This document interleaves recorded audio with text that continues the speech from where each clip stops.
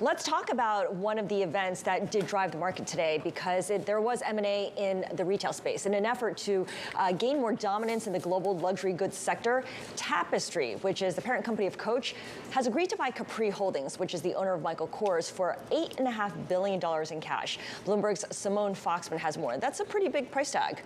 Yeah, it is. Specifically, when you look at Michael Kors, it's generating about $3.9 billion of revenue every year.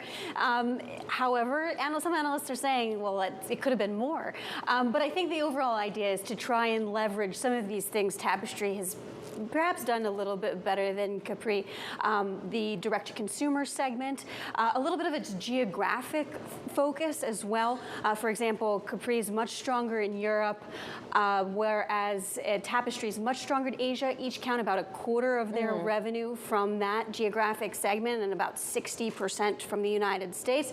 So melding this Europe, melding this Asia together with their strong U.S. presence, I think that's the overall goal, that the sum of the parts will be larger than just those pieces. There's still obviously the execution that, of course, has to occur here. I mean, you just can't put these together and hope that everything sort of sings together here. Do we have any sense here about what the management team is going to look like?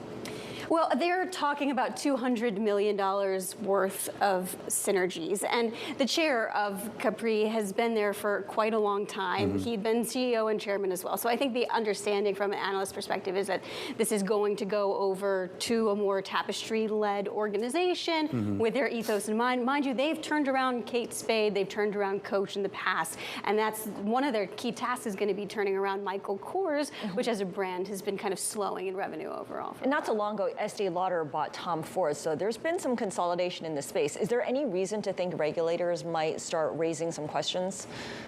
I don't know necessarily. Look, when you compare this to LVMH is just so much larger of a company. It's, I believe, the most valuable company in Europe right now. Even when you add the market cap of these two companies together, we're not looking at something that's much more than $20 billion.